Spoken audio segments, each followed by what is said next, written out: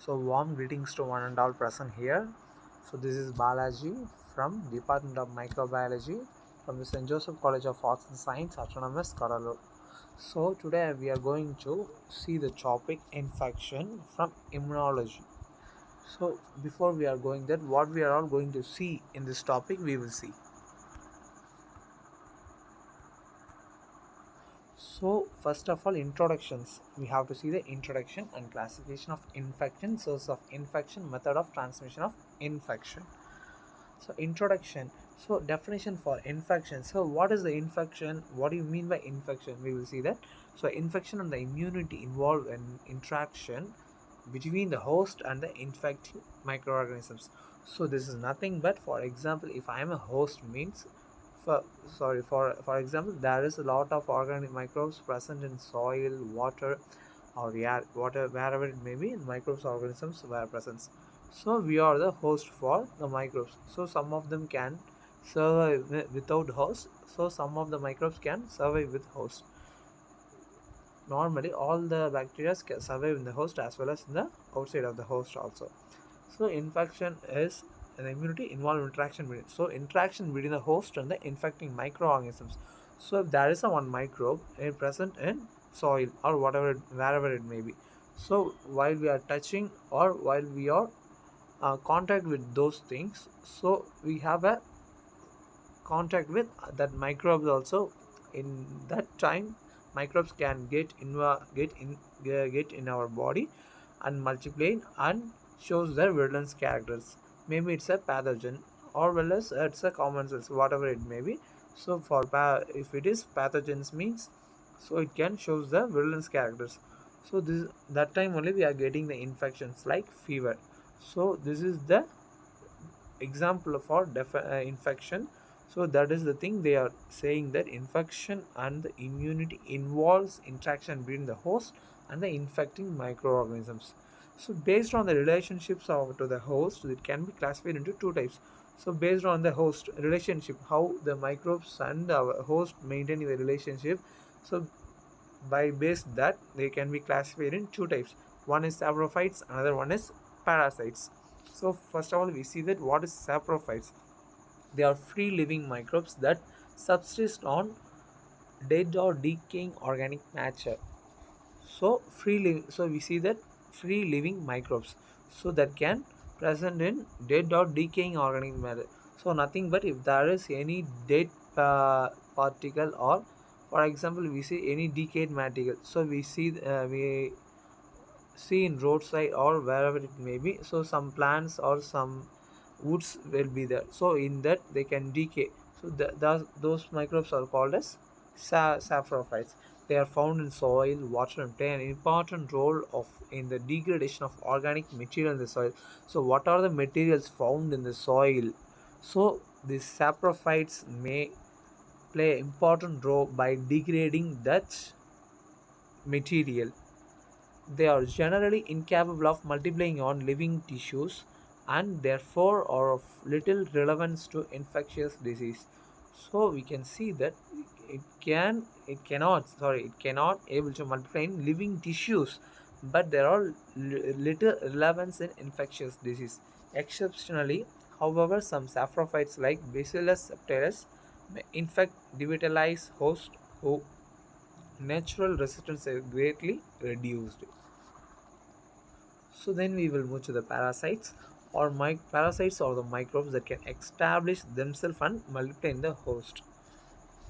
So these parasites, I'm saying that parasites, so it can involve in, so it can enter in host and multiply. So parasitic microbes may either pathogens. This is the thing I'm saying, that parasites means it's also called as pathogens, which pathogens means which causes a very what we say,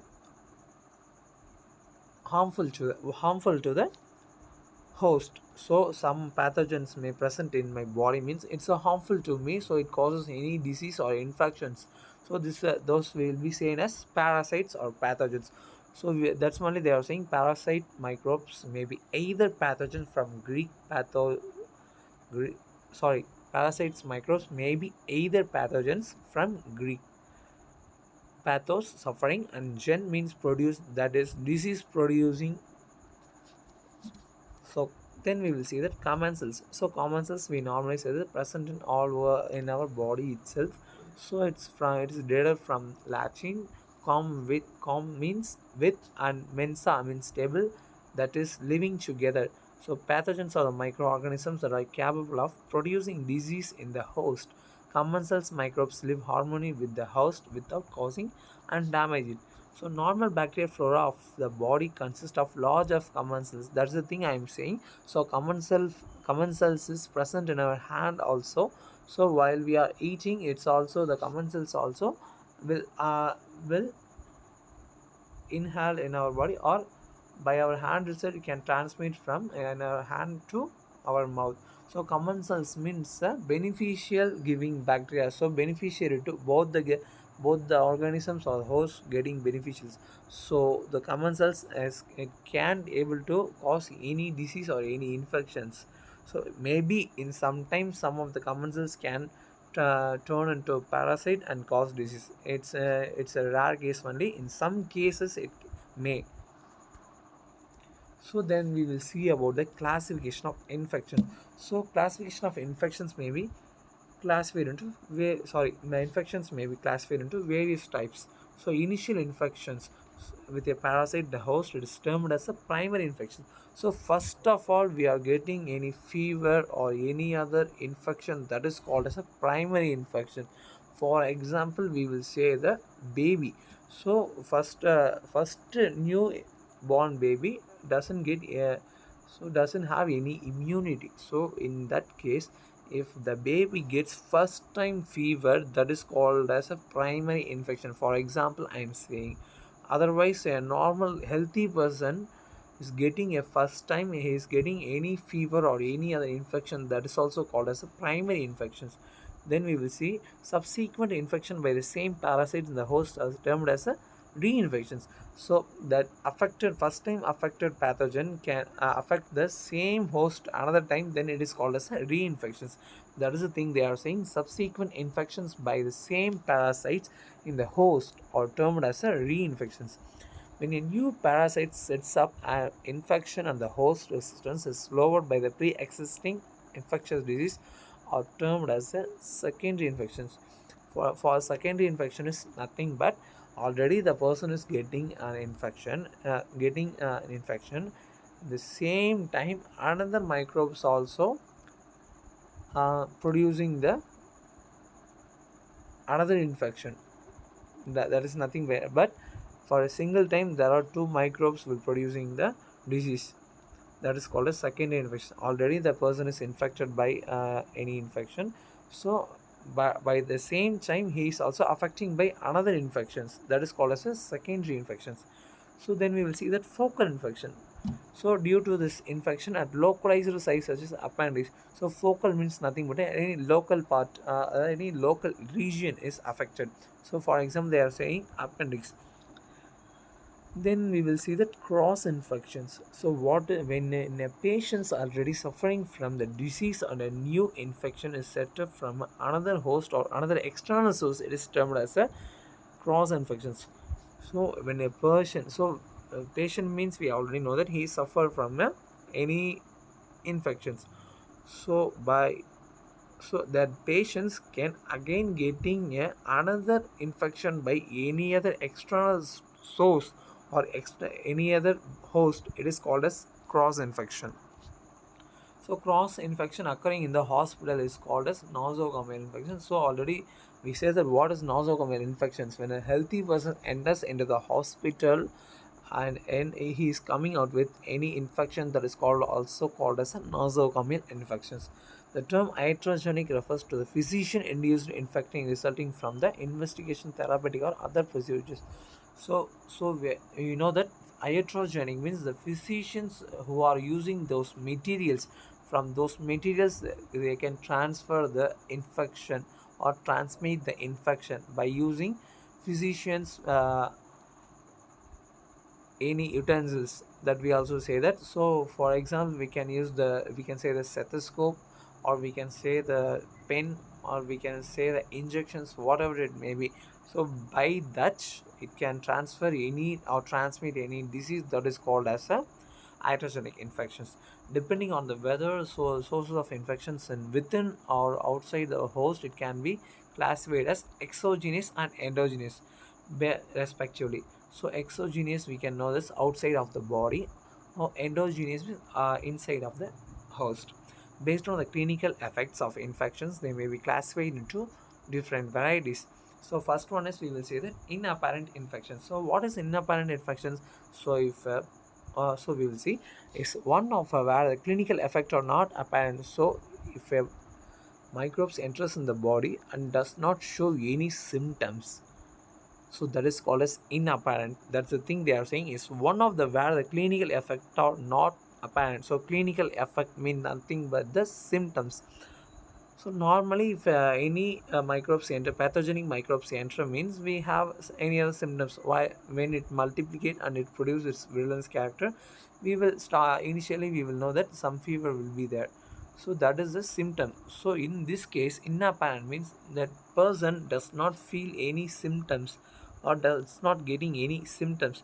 The terminal subclinical infections are often used as a synonym. Atypical infections is one which the typical characteristics and clinical manifestation of the particular infectious disease are not present.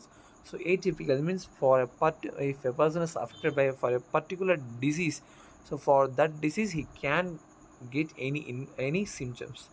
So latent infections is one in which some parasites following the infections may remain in the tissues in the latent or hidden form, proliferating and producing clinical disease when the host is resistant is lower.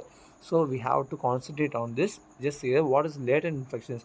So the it's also called as opportunity infections. So nothing but, so the pathogen may be present in the body itself for a long time. When the opportunity comes to that pathogen, it can produce its virulence character and shows the symptoms. So that is nothing but when the host is getting low immunity, in that time the pathogen multiplied and it can show its characters and produces the symptoms. That is called as latent infections. Then what we will see, the sources of infections. Humans, first of all, humans. So we already noticed humans are more available in all over the world. So by humans, we are normally infections can be transmitted by direct as well as indirect contacts. So first of all, we will see that humans, the commonest source of infection is human or human themselves. A carrier is a person who harbors the pathogenic microorganisms without suffering any ill effect because of it. Several types of carrier have been identified.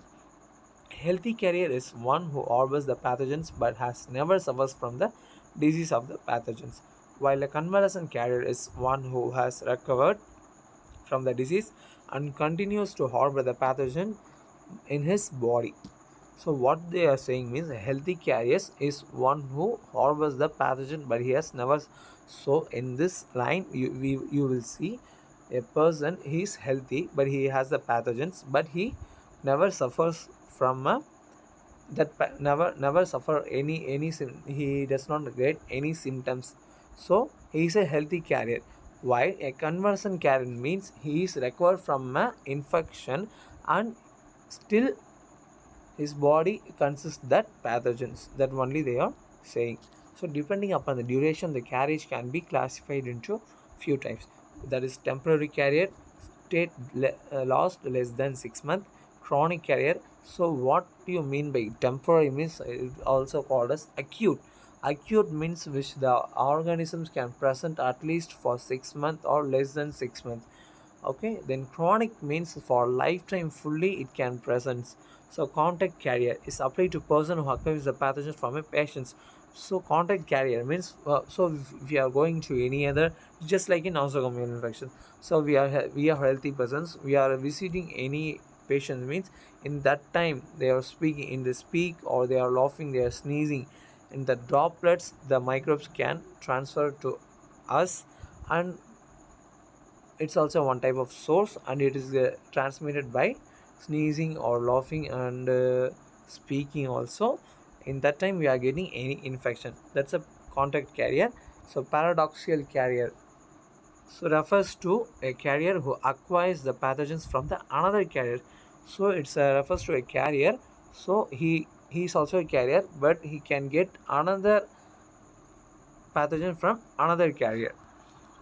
So then animals, normally we know that animals, it's like a pet as well as wild. So mostly we will see the pet animals. From pet animals, what are the diseases may cause and what are the sources.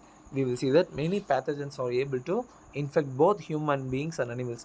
So animal can infect animals as well as the human also.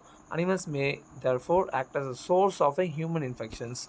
So they are saying that it's the animals or the sources act as a sources of human infection. In some instance, the infections in the animals are asymptomatic, and such animals serve to maintain the parasites in nature and act as a reservoir of the human infections.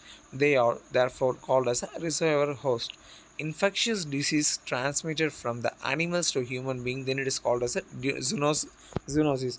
So note this point. So any infection that is transmitted by any dog or cat, any other pet animals, it is called as a zoonosis or zoonotic diseases. It's also called as a zoonotic diseases. So zoonotic diseases may be the bacterial plague, from example plague from rat. So it's a bacterial infection. So viral for example rabies from dogs, the parasite toxoplasmosis from cats, helminthic hyphated disease from dogs, and fungal zoophilic dermophytes from cats and dogs. Then insects. So normally see we will see the ticks, mosquitoes and flies, like that. What how it can act as a source, we will see that blood sucking insect may transmit pathogens to human beings.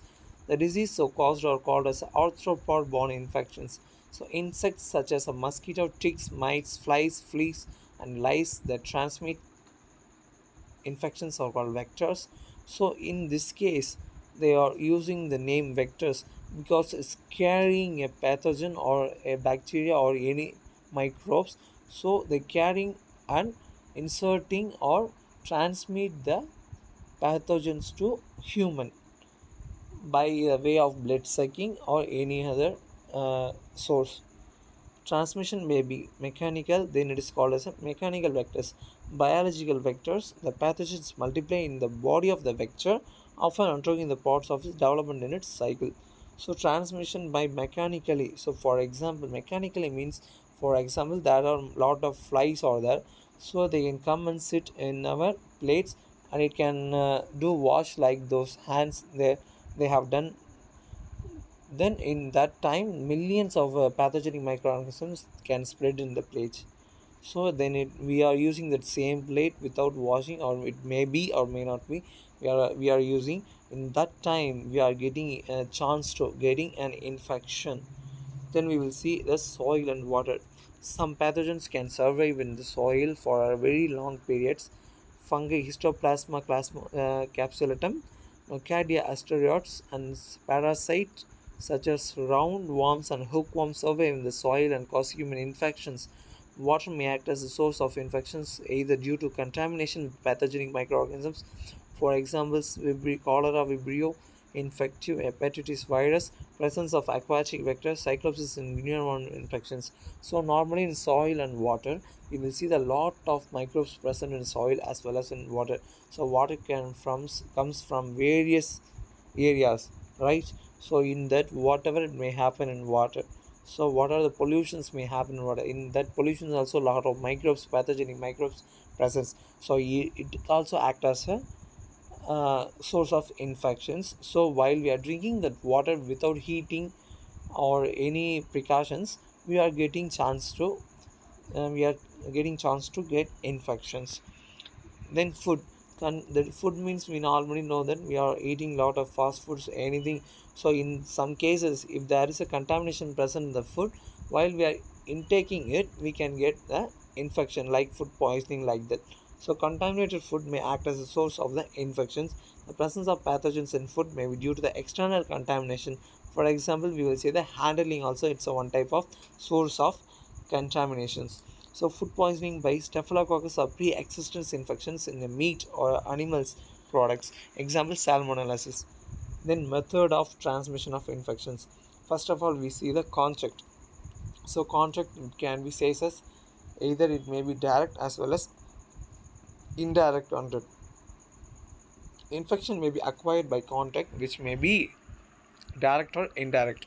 So sexually transmitted disease such as syphilis, gonorrhea illustrates spread by direct contact. The term contagious disease has been used for the disease transmitted by the direct contact by distinct from the infectious disease.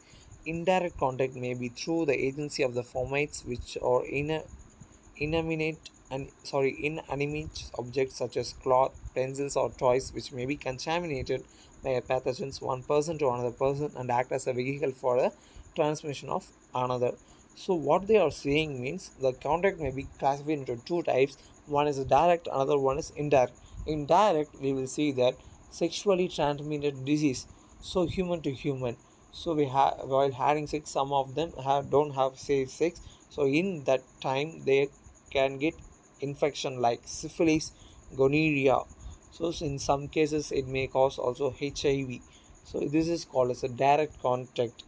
So in this case they are getting infection. So indirect contact means if the patient using any utensils like towels, pencils, toys, whatever it may be, we are using the same thing on that time, so in that time we are getting a chance to get infections. This is a indirect infection. For example, I am telling. Then inhalation. So inhalation is nothing but a of intake of air, or exactly intaking of air. So respiratory infections such as influenza and tuberculosis are transmitted in inhalation of the pathogen. So influenza, we already know that influenza is nothing but flu. So it can be transferred in air itself. As well as tuberculosis, it can transfer by smog or any smog. So such microbes are spread by the patients into the environments in secretion from the nose, throat, sneeze, cough, or speak. Then ingestion. Intestinal infections are generally acquired by ingestion of the food or drink contaminated by pathogens. So ingestion means what all we are intaking, it can reach the stomach. So that is called as ingestion. Intestinal infections is also called as, they are saying that intestinal infections are generally acquired by ingestion of the food or drink contaminated by pathogens. So any food or any water that can contaminate, that were contaminated, in that time we are intaking that, it can cause us infections. So infection transmitted by ingestion may be water borne cholera, foodborne food poisoning, or hand-borne dysentery.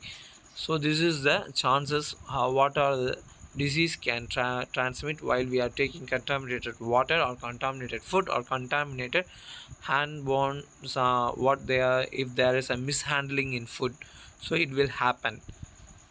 The importance of finger-borne transmission is being increasingly recognized, not only in the case of pathogen entering through the mouth, but also those that enter throat or the nose and the eye. Then inoculations. So inoculation, pathogens in some instances may be inoculated directly into the tissues of the host. For examples, there is a wound in our body, there is a small amount of wound. In air there are a lot of pathogenic microbes may present. It can present in our tissue, it can present in that wound, it can inoculate, then it can stay and it can multiply and cause any infections. For example, they are saying that tetanus spore implanted in the deep wound. Then congenital. So what is mean by congenital? Some pathogen cross. So congenital means nothing but the, so it can infection that can cross through the placenta and infect that fetus. So that is called as congenital. So some pathogens are able to cross the placental barrier and infect the fetus in utero. This is known as vertical transmission. This may result in abortion or miscarriage or stillbirth. Then iatrogenic and laboratory infection. So it's nothing but, so what are the physicians using utensils and the lab utensils that disease or infection transmitted, that is called as iatrogenic. So infection may sometimes be transmitted during administration of injection, lumbar puncture, and catheterization. So what do you mean by catheterization? So we are using catheter for, in operation theaters we are using catheters for, after operations the patient does not able to walk, So in that time they want to go urine, means they can use this catheter. So in that way they can pass the urine. So for example, for that I am saying that what is catheter. So then if meticulous care in abscesses is lacking, so asepsis means it's a the removal of microbe, that is asepsis. Modern method of treatment such as exchange transfusions, dialysis, and organ transplant surgery have increased possibilities of iatrogenic infection. So thank you to all to sharing this. Thank you.